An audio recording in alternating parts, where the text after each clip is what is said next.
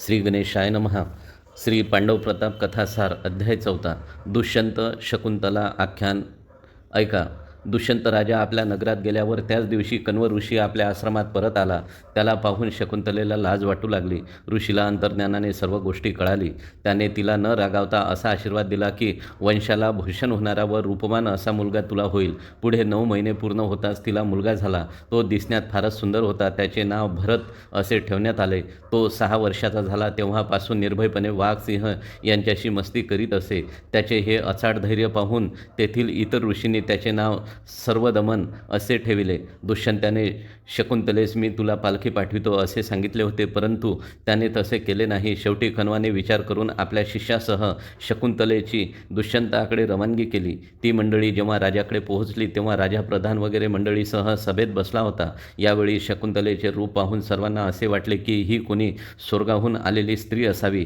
तिच्या मुलाकडे पाहून सर्वजण म्हणू लागले की हा जणू मूर्तिमंत चंद्र पृथ्वीवर आला आहे. त्यावेळी कण्वाच्या शिष्याने राजास आशीर्वाद देऊन असे सांगितले की आपल्या या स्त्रीचा आपण स्वीकार करावा. तेव्हा शकुंतला भरताला म्हणाली की बाळा, आपल्या पिताला नमस्कार कर. हे ऐकून भरताने दुष्यंताला नमस्कार केला. नंतर शकुंतला म्हणाली की महाराज, कण्व ऋषीच्या आश्रमात येऊन गांधर्व विधीने विवाह केलेल्या स्त्रीची ओळख आपण विसरलात काय? आपण मला जे वचन दिले होते त्याची आठवण करावी. याप्रमाणे ती बोलत असता राजाने तिला ओळखले होते, परंतु तो मोठ्या रागाने धिक्कारत तिला म्हणाला होता की तुझ्याशी लग्न केल्याचे मला आठवत नाही. तुझी व माझी ओळखसुद्धा नाही. तेव्हा माझ्या मुलासह तुझा स्वीकार मी करावा असे तू कसे म्हणतेस? हे ऐकून शकुंतलेस फार वाईट वाटले.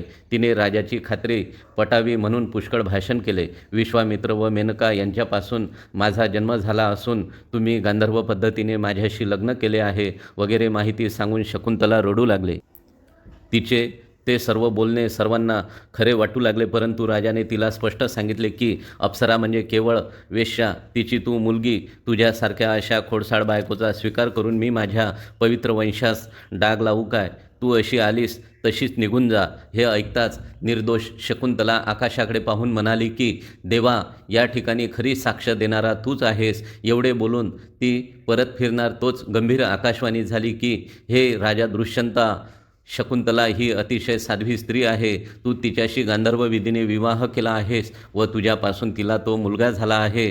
तो तुझ्या वंशाचा उद्धार करील. तू हिचा त्याग करू नकोस. असा आवाज ऐकताच राजा दुष्यंत म्हणाला की सभाजनो हो, ही आकाशवाणी तुम्ही ऐकलीच आहे.